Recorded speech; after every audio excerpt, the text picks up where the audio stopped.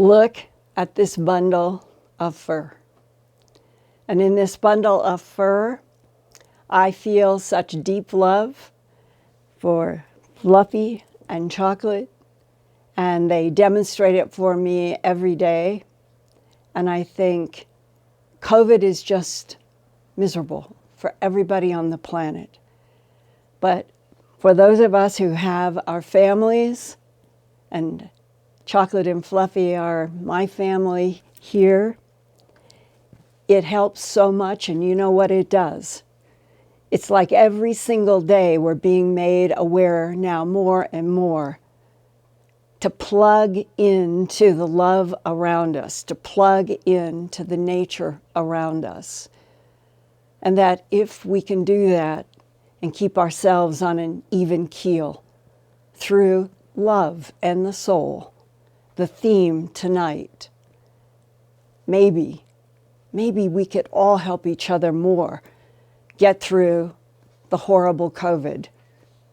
And even starting with every single person here today, I love all of you in this audience, and I hope that you're all wearing masks every time that you go out. And that I pulled some news just for some opening sentences on what has happened in the last 24 hours. Texas reached more than 8,000 new infections, surpassing its daily record before. Arizona added more than 4,700 cases. Georgia, there were more than 2,300 new cases. Florida had more than 6,500. And I'm going to put these beautiful loves down, and they can walk around and maybe their tails will come up. Fluffy likes to do that sometime. But I wanted to say to all of you tonight, you may be feeling the same way. Yesterday, it was painful to hear Dr. Anthony Fauci say in testimony before the Senate Health, Education, Labor, and Pensions Committee that the new COVID upsurges of infection in the South and Southwestern United States could now increase American COVID infections to 100,000 cases a day. Current U.S. COVID infection rates are around 40,000 a day now. So a jump to 100,000 cases a day would be 2.5 times more than the numbers on July 1st, 2020. Now, see on the far right how straight up it goes? There's no flattening the curve at all, like it was already back in April. Dr. Fauci told the Senate committee, quote, "Clearly, we are not in total control right now. It is going to be very disturbing, and I will guarantee you that what was thought to be unimaginable turns out to be the reality that we are facing right now," close quote. Already, states such as Texas and Arizona, Florida, and California are becoming overwhelmed with persistent streams of COVID patients, as shown in the orange and the red and the dark red on this map by the New York Times today, July 1st, 2020. It is hard to understand why hospitals still do not have enough supplies of face masks and gowns and other equipment that nurses, doctors, and paramedics need to protect themselves from contracting COVID, because if they get sick, who helps everybody else? The United States is close to having 2,700,000 confirmed COVID-19 positive cases, and we are nearing 127,000 American deaths. That's why the European Union on Tuesday this week officially barred Americans from traveling to its member states in Europe because of the U.S. coronavirus cases rising so rapidly. COVID-19 is so insidious that not only can it hide out in lots of people who have no symptoms, while it secretly infects many others around like the supercarrier, This recent new electron microscope image shows COVID-19 growing tentacles with blue-colored deadly viral particles along the tentacles. What scientists have figured out is that COVID-19 hijacks proteins from the infected host to create these monstrous tentacles that COVID then branches out further and further and further from the cell it's based in to infect more and more cells by making its tentacles longer and longer. On top of the current COVID pandemic, there could be even another pandemic threat coming from a new swine flu strain found in China. That news came Monday, June 22nd, in the proceedings of the National Academy of Sciences. This new threat waiting in the wings is called G4 EA H1N1. It's a variation of that 2009 swine flu that caused a global flu pandemic back then. Now there is evidence that the new G4 variation can jump from pigs to humans, and there have been recent confirmed infections in people working in China's swine industry where this new G4 variation has jumped from the pigs to the humans. This coming fall to winter of 2020 could end up with G4 swine flu strains mixed with influenza strains mixed with COVID-19 coronavirus. That's why we cannot let our guards down on wearing masks and rubber gloves in public for the foreseeable future and not trying to push the envelope and risk by trying to go out to dinner or to do any of the things we used to do. And now they can be lethal, not just to us who might decide, oh, we'll try once, but lethal to the people around us. And that is why masks are so important, rubber gloves are important, and keeping hand sanitizer everywhere, in your car, the kitchen, bathrooms, anywhere you go. Just keep using the hand sanitizer, which can kill. But not everything is bad. And I want to share with you tonight both another strange, mysterious sound and an email from one of you that further convinces me that humans need to know how extraordinary our souls are.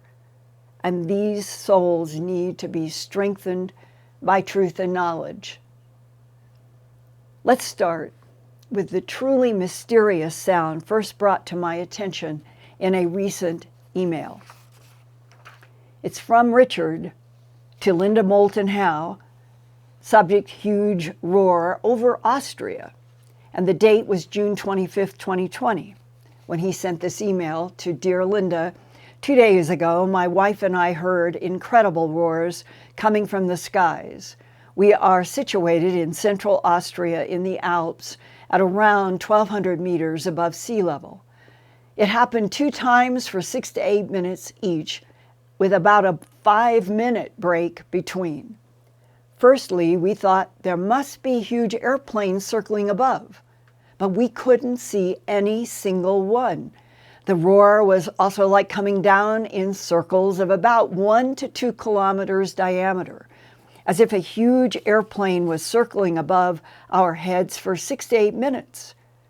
But compared to airplane noise that we know, this was 100 times louder. About 10 minutes after the roars, a military helicopter was flying over the valley from north to south. But the flapping sound of the rotor was silent compared to those strange roars. I recorded the second roar and uploaded it directly to YouTube. Here is the address. Sincerely, Richard. This past weekend, on June 28th, I interviewed Richard. I asked, and he asked about his name, and he said, please use only my first name. I learned that he is 56 years old and is an IT civil engineer working in architecture. His wife, 59, works in the tourism industry. Both live full-time in Vienna, Austria, but have a summer home where they are now in the beautiful mountain valley of Sankt Peter Am Kammersberg. It's about 311 miles southwest of Vienna. Kammersberg is a beautiful valley, about 8 miles long, bordered by mountains. And their summer house is about 1,200 meters altitude, which is nearly 4,000 feet above sea level, with a clear view of the sky. The nearest military base to Sankt Peter Am Kammersberg is 34 miles to the east at the Zeltweg Air Base.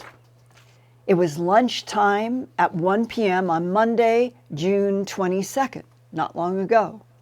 The couple was in the kitchen when both said it sounded like the sky ripped open with the sound of jets roaring in a circle above their house.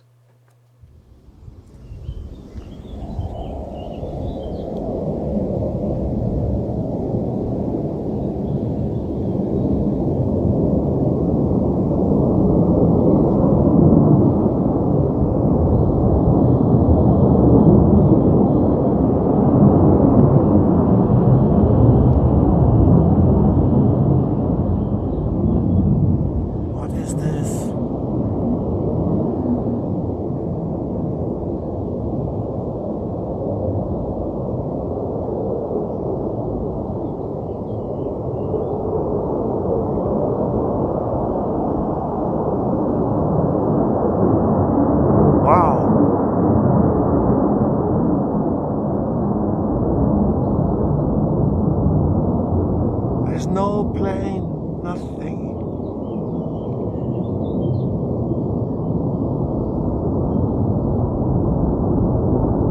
Jesus.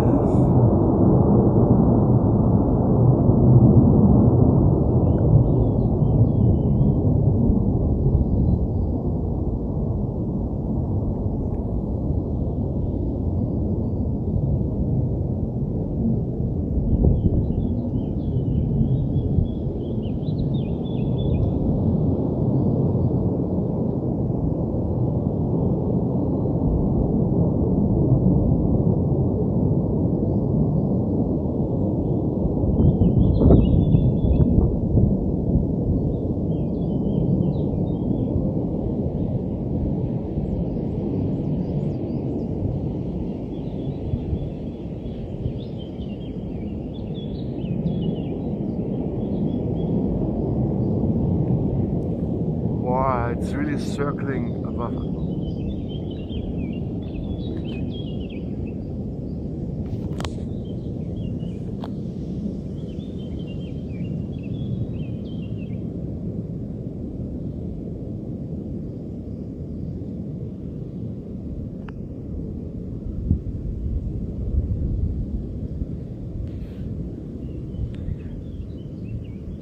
What the heck was that?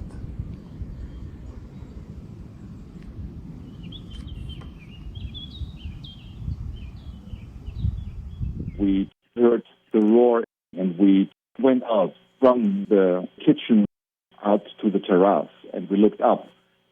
The sky was blue and a lot of clouds. The sound was not coming horizontally as we expect from planes, but it was almost vertically coming from top downwards. And for me, the most interesting thing is that it circled around the valley. Jets normally don't do that long.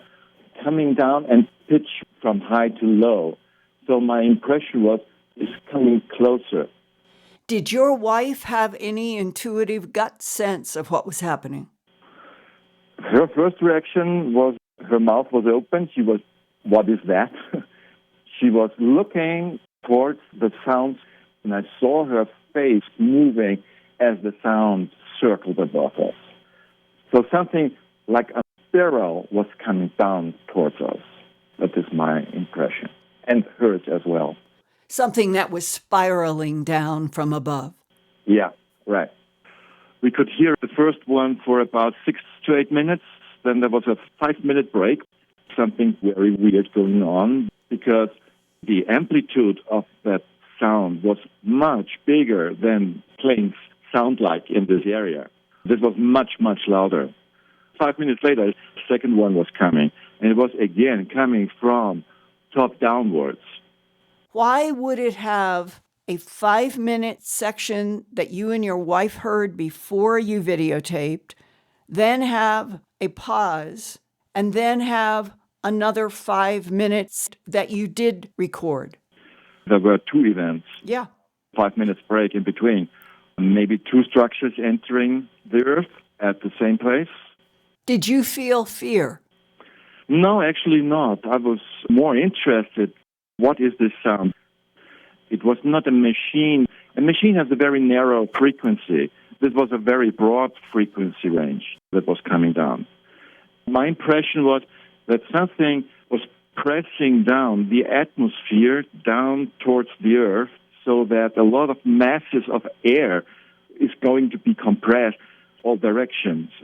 The friction between these layers causing that sound, that would be my explanation, but it could be something totally different. What could do that?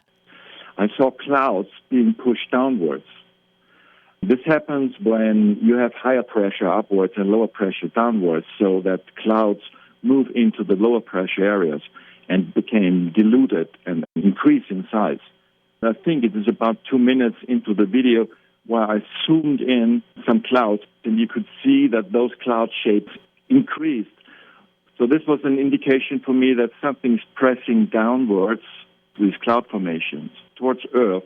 I'd never experienced something like this. I love to watch the skies and the clouds, so I'm quite familiar how clouds move and what airplanes are doing. But in this case, it was totally different. I never in my 56 years heard something like that, and it was so close to me, but I still wasn't frightened. I was just looking, what is it? Why is it coming here? From where is it coming? And the interesting thing is that I felt that the roar is circling above us. What is causing that effect? I have no idea. But it has to be huge energy, because the amount of sound energy was much more than a normal jet could do. It lasted much longer than a jet could do. There's a lot of energy that is being pressed on Earth, squeezing our atmosphere. What the intention is, I have no clue at all. Did it ever occur to you while you were listening to those 2 episodes with your wife that it could be some kind of technology that was also cloaking itself in invisibility? Yeah, not natural. Like a huge spaceship entering our atmosphere would cause things like that.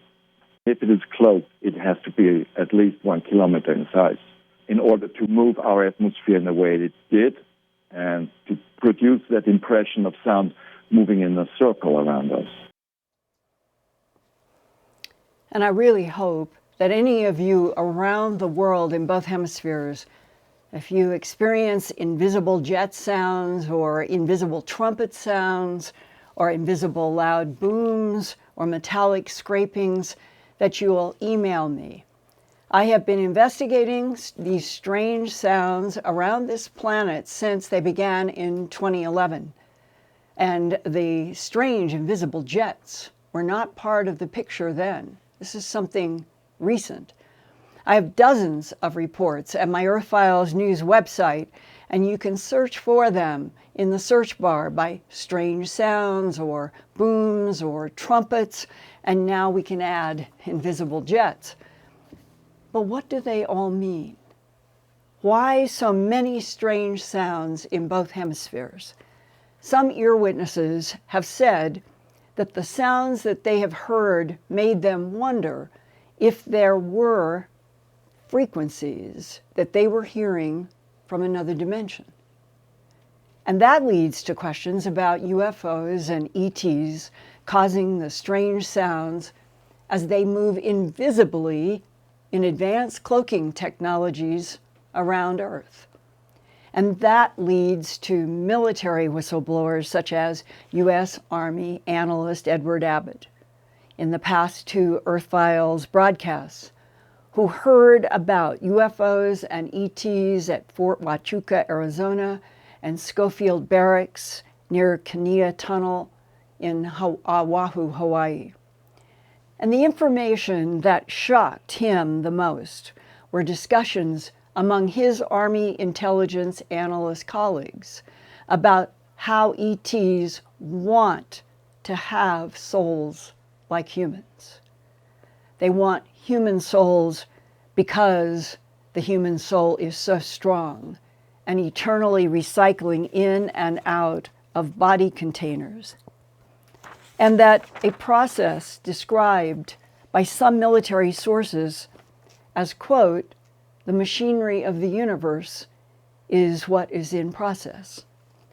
And then Eddie Abbott had his own near-death experience in 2018 that convinced him, as he said to me so strongly, there is a God, and that he has a soul contract in this life that must be fulfilled before his soul is ready to move on to another cycle in another container, ever evolving toward the eternal light of the divine. After that part 2 last week about Eddie's new conviction that the soul is the most important part of human life and its evolution and its into eternity, I received dozens of emails from you, this wonderful, wonderful Earthfiles audience.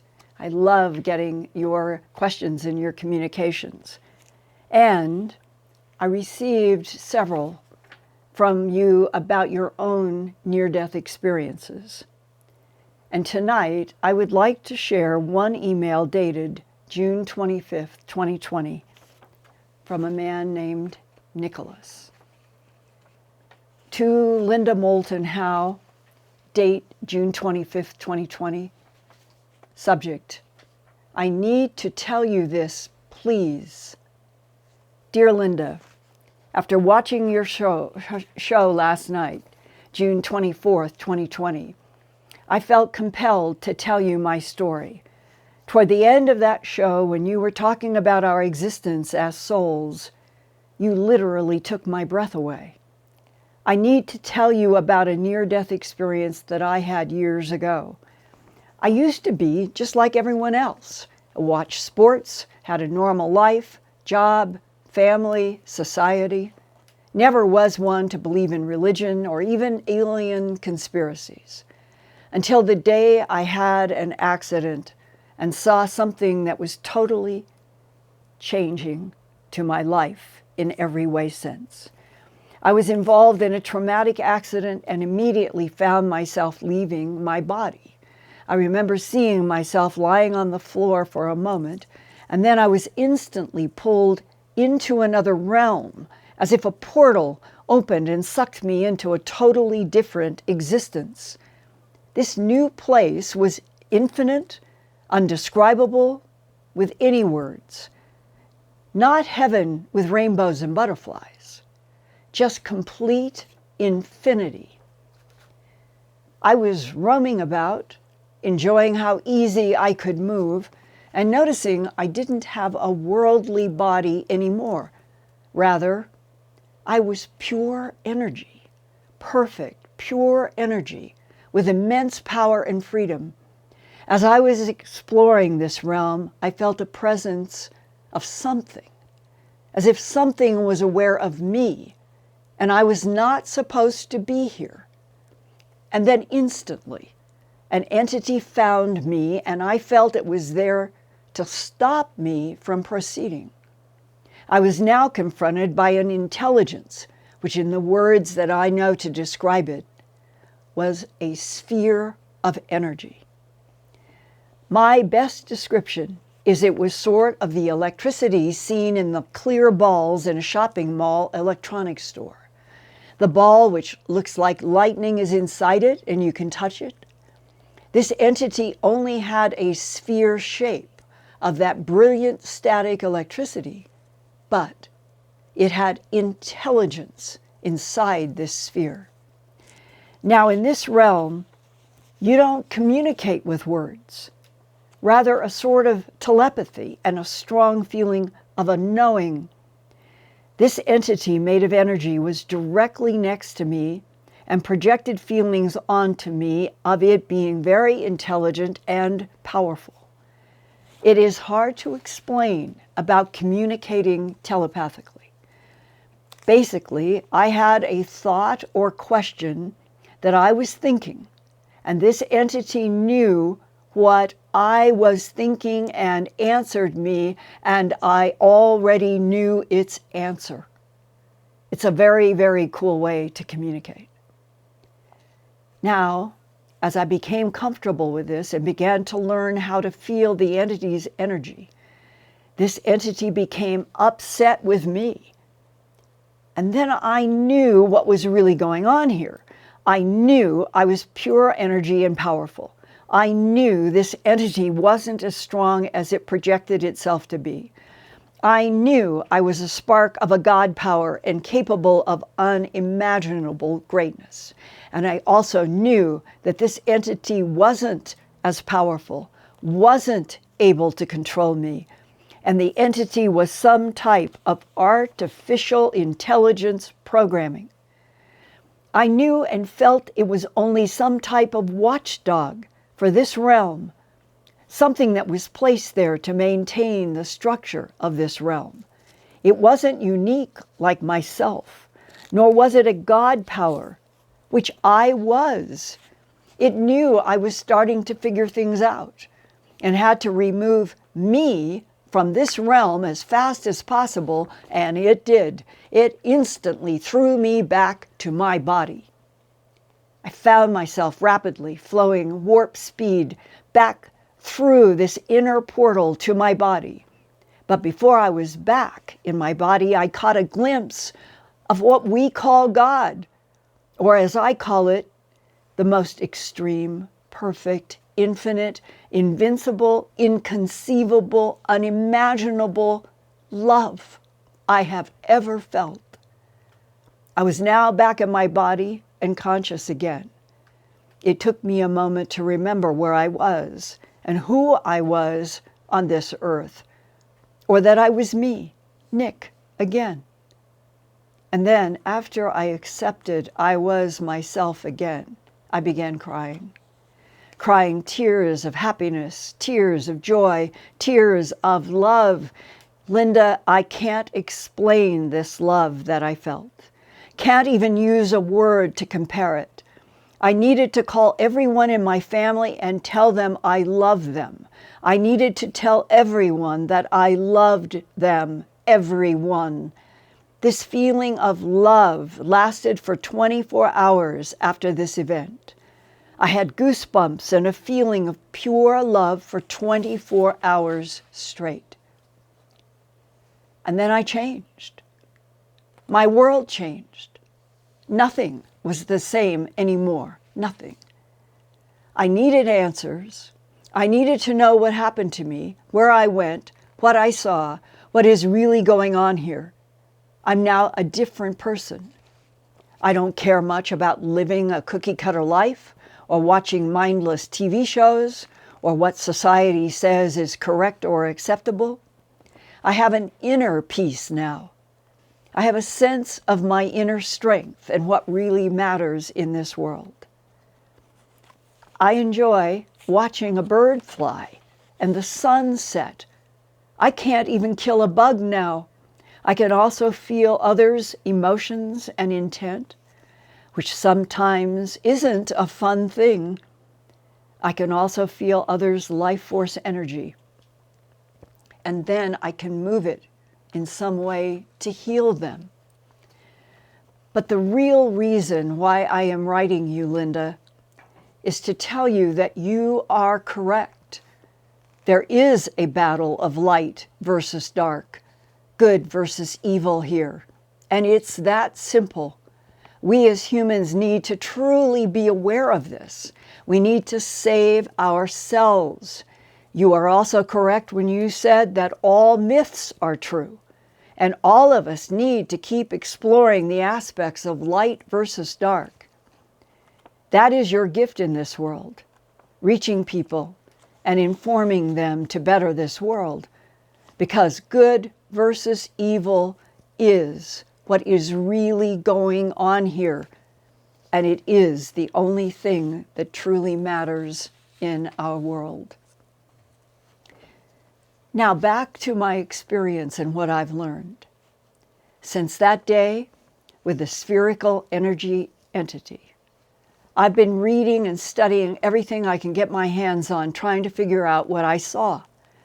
For over 10 years now of searching for knowledge, I have so many more questions than I once did. Why do we reincarnate? Why can't I choose to not incarnate here again? Or are we fooled into reincarnation? Are we being recycled for someone's sinister reasons? Was that realm I went to created by an alien intelligence to keep our souls here? Is there a way past it? These are things I think about every day, and I search for knowledge to answer. In closing, I would like to say to you, thank you. Thank you for doing what you do. Thank you for being someone I can relate to. Thank you for caring. And please keep on with the good work and investigations. You know inside yourself that you are helping people. They want to know and need to know. Don't let anything stop you. And good luck on your journey, Linda. Still in search of the truth, Nicholas. P.S. Life is a game of chess.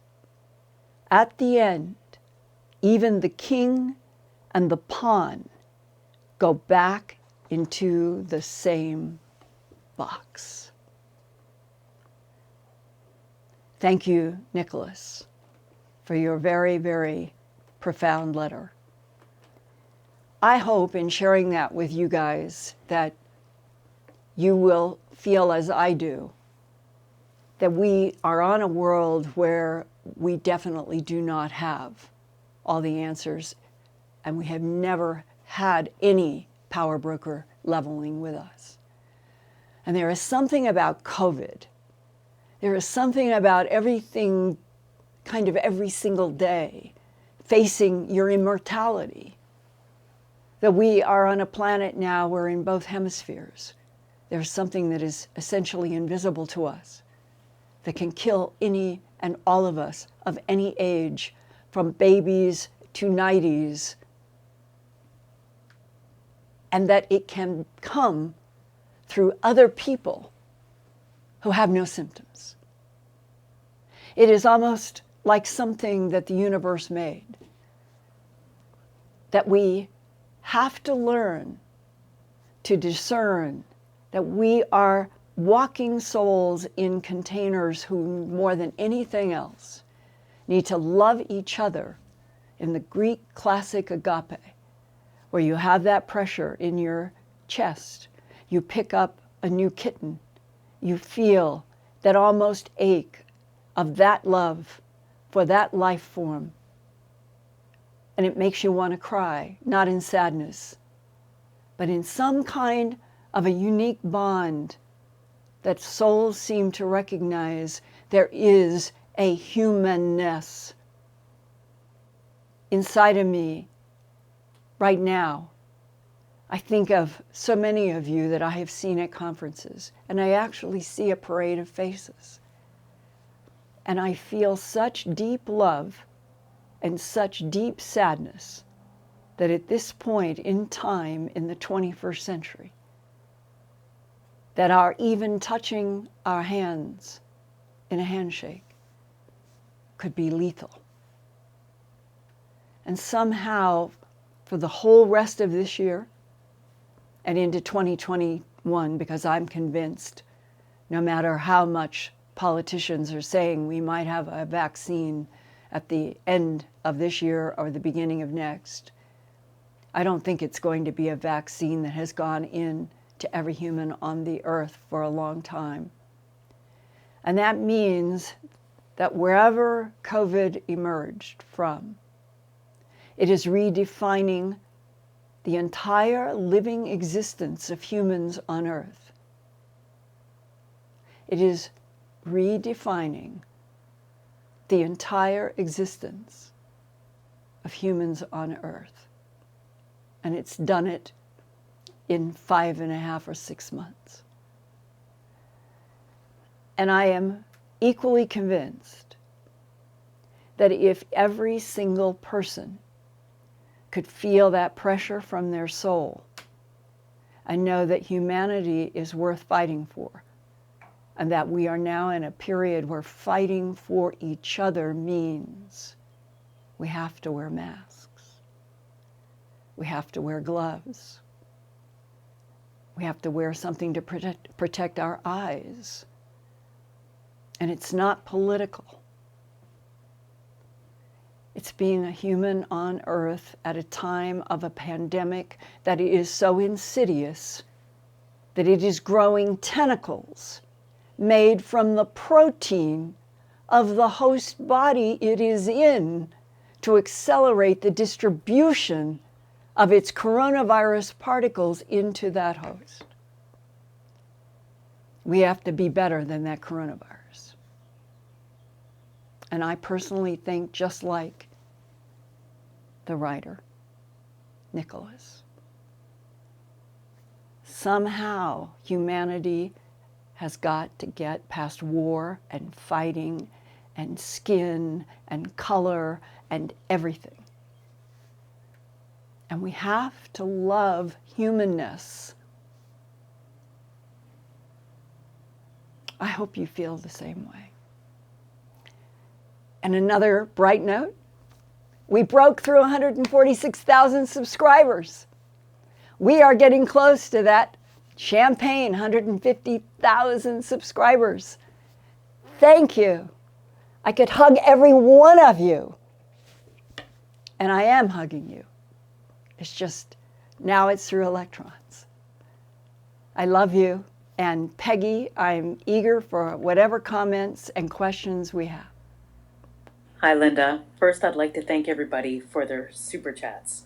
So thank you, Moonbird, Louis Romeo, Flying Squirrel 48, Mike Martin, Alex Dees, Dolores Graff, Doreen Garby, Nancy J, Mylene 69 2010, Isabella Perchetti, and Parissa Tempest. Thank you very much. How could you not love those handles? Thank you so much. And I have a great question here. A viewer would like to know, do you think that Ebens use our dreams to communicate with humans, and if so, to what end? Yes, yes. Dream life has been the long-time communicator to humans from the other intelligences. It is so common and universal that I was trying to figure, it has to be at least 2,000 interviews by now that I have done with people in the abduction syndrome in some capacity. And if they have missing time, or it is a strange shadow by the bed, or one of the walls suddenly is like a clear window, or they're going up in the ceiling, or they know that something happened in the car. What I'm trying to say is the environment of the event doesn't matter. There are various facets. And the one question after I have heard whatever that particular human interaction with this other intelligence is, my next question is, within 2 weeks of that event, did you have a vivid dream? A vivid dream is like right now, if I were in bed but everything looked like this, and then I opened my eyes and I'm in a nightgown in a bed. Vivid dreams are this kind of reality that you wake up in bed from. And for the vast majority of people I call it the human abduction syndrome, only because there are so many variations and facets. That's what a syndrome is about. Other people I know prefer the word experiencers. But I would say the vast majority of people who have had missing time or these kinds of interactions, it may not be 2 weeks. They may say, I don't know that I had it in 2 weeks, but the next month. And it is as if there is this delay, and whether it's blondes, reptilians, grays, praying mantises, oranges, blues, there's quite a variety, the tall whites, that working through the human brain, at least in two fundamental ways, is key. In the beginning, as hearing about telepathy through Nicholas, he described it as perfectly as a man that I had met in the military going all the way back to animal mutilation time, and I've never forgotten it. He said, when you're dealing with the telepathic level of something like a gray being, as soon as you know that you're trying to think a question, the answer is already there, and it is as if your mind is trying to form a question, and bang, you have the information that fast. Everybody has said that. And then some people get to a point where they're in a telepathic dialogue, and then they realize that something has changed, that the telepathy that is coming into their mind is almost like their thoughts. And that is where I think the gears shift to what our government has known for a long time, is that we are dealing with intelligences that know how to communicate directly with the language centers of the Homo sapien brain. And in doing so, that's where it's like thought words. So there's two different categories there. So I hope that helps. Another question? Another viewer would like to know, do you think that the ancient artifacts taken in Iraq could be the Stargate that was rumored to have been left there by the Anunnaki? And I think this is referring to what Eddie was talking about. That's right. 2 weeks ago. Yeah. I'll tell you what comes to mind as maybe the most important firsthand thing I could communicate, because we all, John Anthony West and I, used to speculate about whether all of these things named in the Bible might be still underground in Iran and Iraq. And I think that a lot of people think there's all kinds of things that are still underground.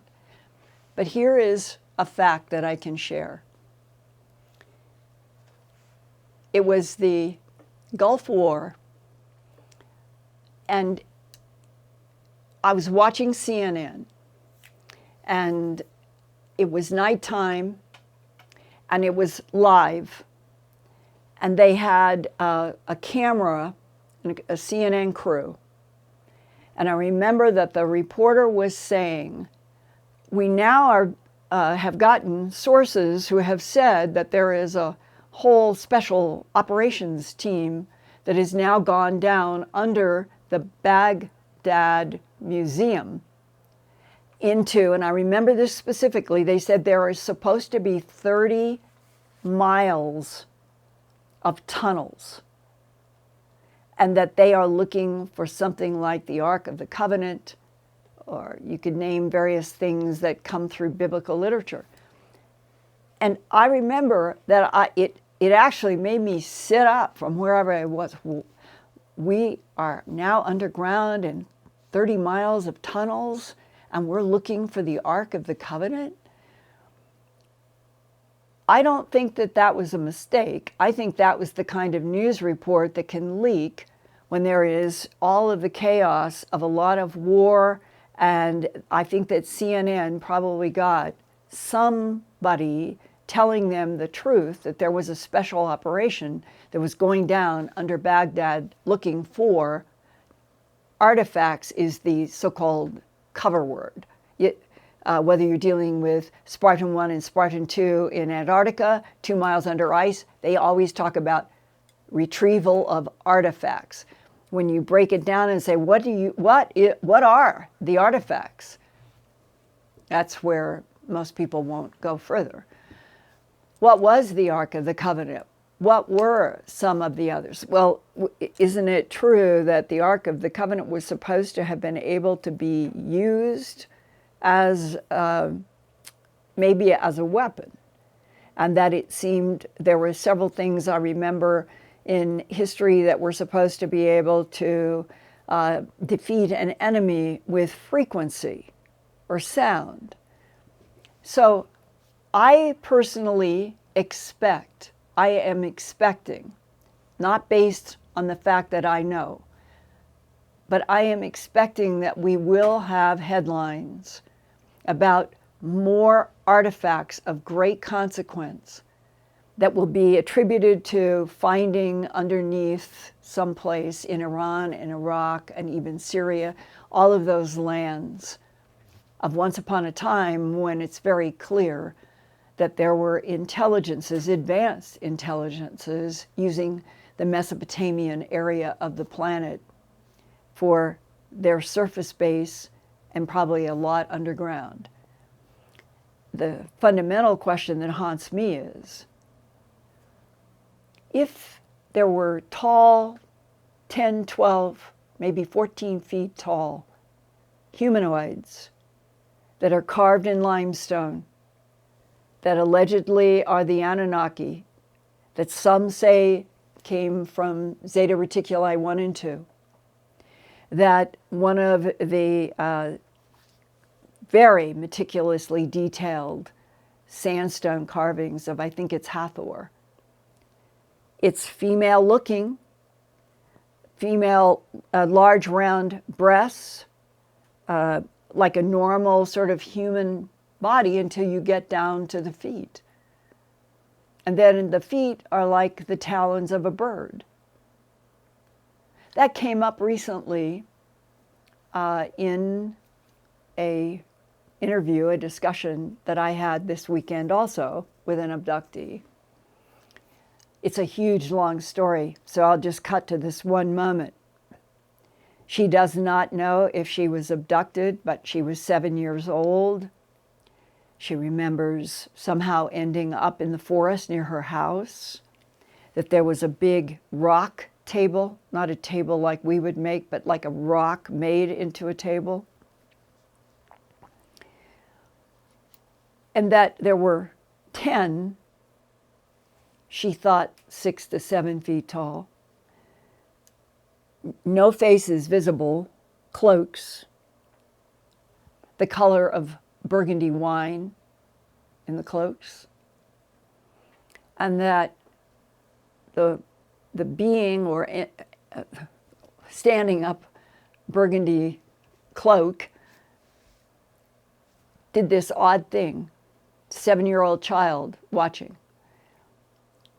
His arm came out from inside of the cloak and came up slowly, like the cloak is here, and raised the cloak just a touch, and some light touched his face, and it was not a hand of fingers. She said it looked like the claw of a bird. There may be some of you out there who have information about whether or not that all through all of going back to the Rosicrucians and back and back and back, that in secret ceremonies, what was the presence that was teaching and guiding? Could it have been a non-human? Because in the cloaks, nobody knows what's in the cloaks. Abductees who have dealt with cloaked beings, that's what they say. I never saw a face. Except now, to really throw in part of the complexity, when I was living and working in Philadelphia, there was a case, got to interview the abductee very clearly, who said one night she woke up in a start and knew that there was something in the dark bedroom by her bed. And I think that what she did, as I'm not exactly sure, but somehow I think she did something like she had a button and pushed it, and it wasn't a bright light, it was a dim light, but the light came on. And whatever this was seemed to be startled. It would be like somebody who planned that. That's what I recall. She had a button that she could push. And she had had other abduction experiences, and that's probably why. But as the light came on, she was looking. And she said it was a dark chocolate brown hooded cape. Here's the kicker. Hanging down right here, and only there, was blonde hair. The blondes, the reptilians, and the grays, divided as the three competing extraterrestrial civilizations on this planet for 270 million years by that DIA analyst that I've told you some of what he told me back in December of 1999. And in that discussion, as I've shared with you guys for the first time, I think a couple of years ago, he said that all three, the blondes, the gray menagerie, which he admitted a lot of that is AI, and the reptilians, they know how to use that technology of making full body clones in which they can take the life force out of this and put it into this, and that all three have changed and mixed so that a blonde could be in a reptilian body, the reptilian could be in a blonde body, the gray could be in either one, and all around, all mixed up, that they have that ability. And that would explain what an MI6 guy said to a crop circle investigator back in the 1990s that I talked to. And he didn't understand what the intel guy was saying to him. But the reason for the discussion was that the man I knew who was telling me this had some of the very best video of moving lights in crop fields, multiple.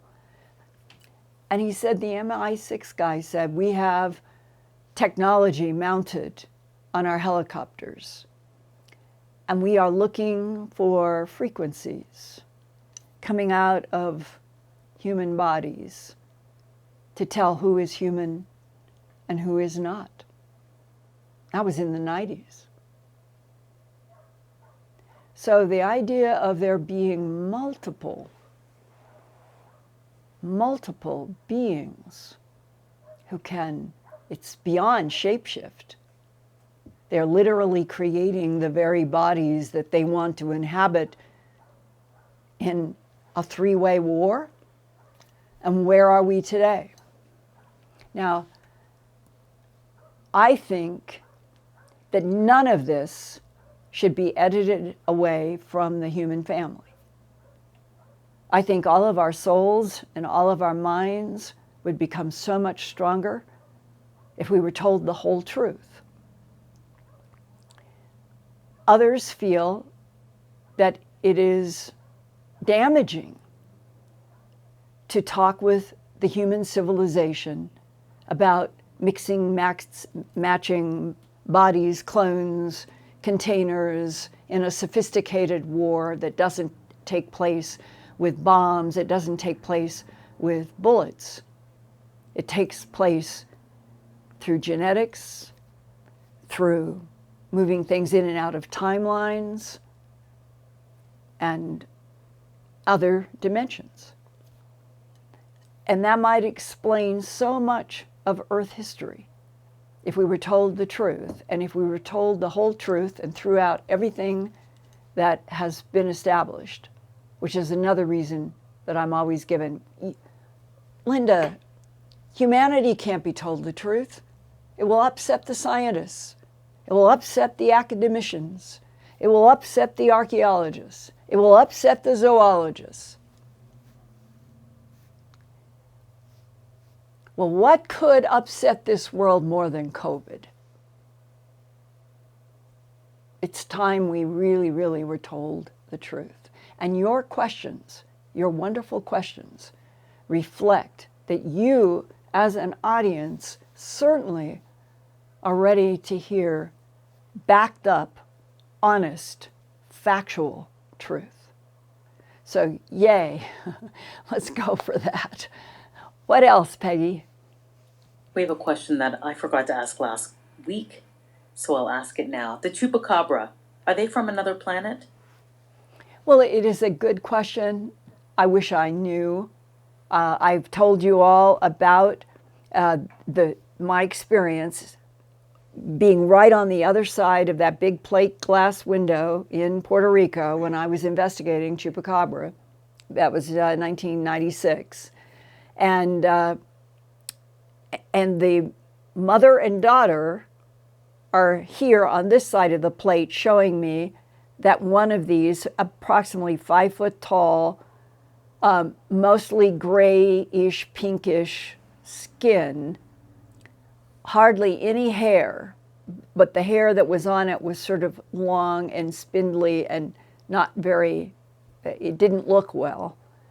And that it held its arms up like this as it walked on its 2 feet, and it had only 3 fingers that it draped in front.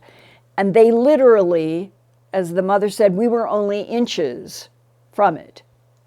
But it's the plate glass window that they were cleaning when this came walking down the sidewalk. And the description of that creature is really unique to Puerto Rico and chupacabras.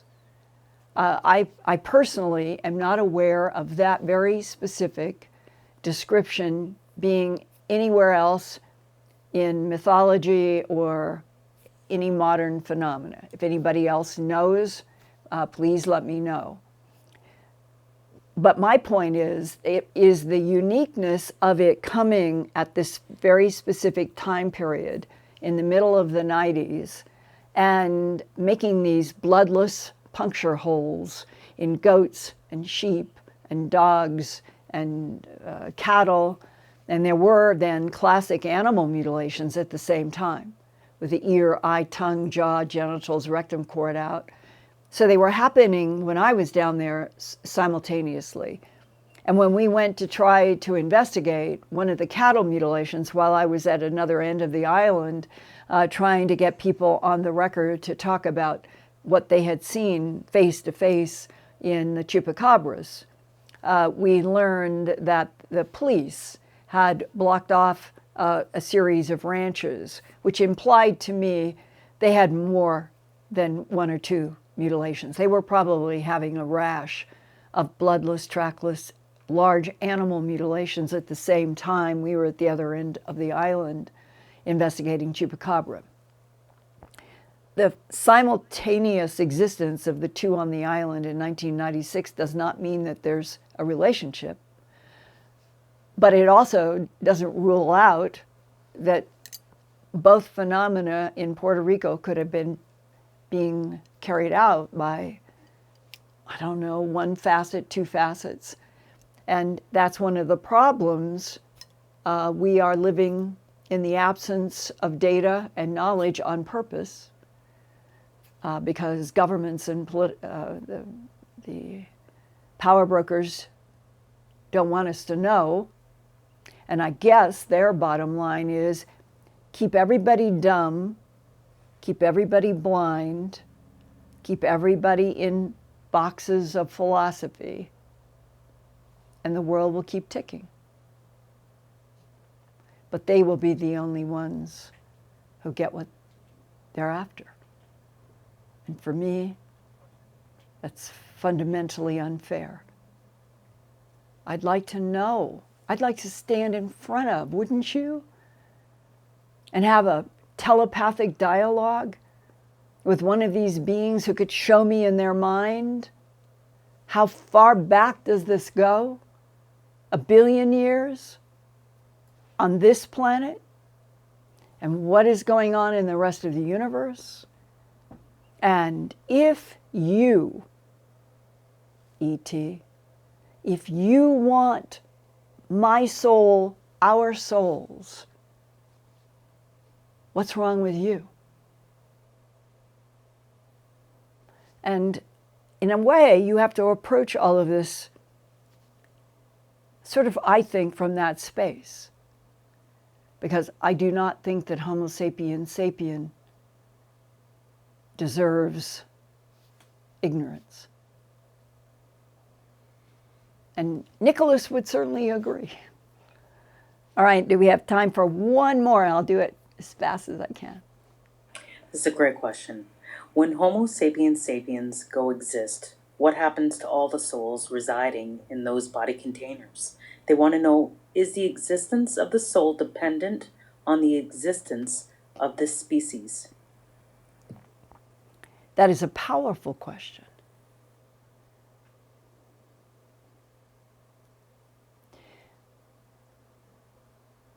That is really a powerful question. I should do a whole show on that.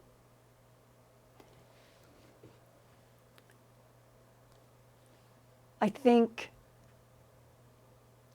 the best way to close out tonight is this.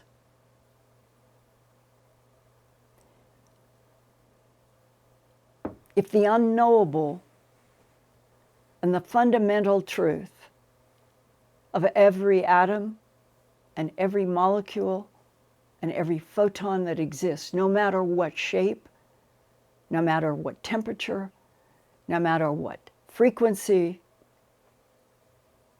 that which is responsible for every atom and molecule and photon is the divine field, a field. Its source of creation is ultimately, I think, and infinitely unknowable. But our existence with consciousness and our ability to feel that pressure, that I think is the power of the soul,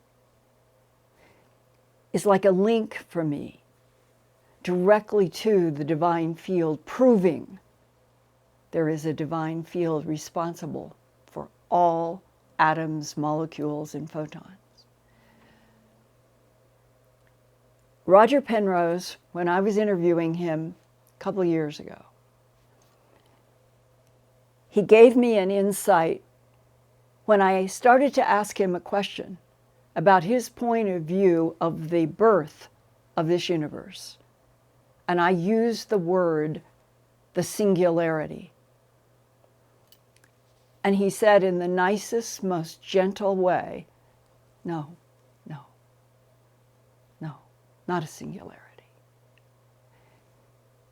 He said, everything I've studied, everything I understand, we are in perpetual cycles of time, perpetual cycles of atoms and molecules and photons. They are coming in and out of various forms of existence. And that in one way, if this is the divine field, and this are the building blocks of the atoms and the molecules and the photons, there is no real beginning and no real end to any of it. It is an infinite and constant cycling, recycling of all of these building blocks. The big, huge part that keeps changing. And if Roger Penrose were here, I'm sure he would agree. Is that out of all of this, fractal patterns, geometry patterns, chaos patterns, all of it, there is an evolution in consciousness. The consciousness with a big C and a little c, that seems to be what the divine field is interested in. And we have to be humans. Once upon a time, we were Homo erectus. 2 million years ago, we were primates, small, who stood up for the first time, 2 million years. Look at what has happened in 2 million years. Look at us. Even in spite of wars and politics over something as lethal and insidious as COVID.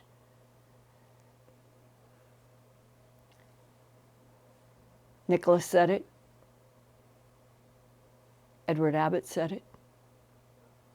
The biggest, best, strongest part of being human is our soul. Let's keep fighting for that. I love you guys. Let's go for 150,000 just for the fun in the digital age of COVID, of drinking champagne to each other this way. I love you guys. I'll see you next week.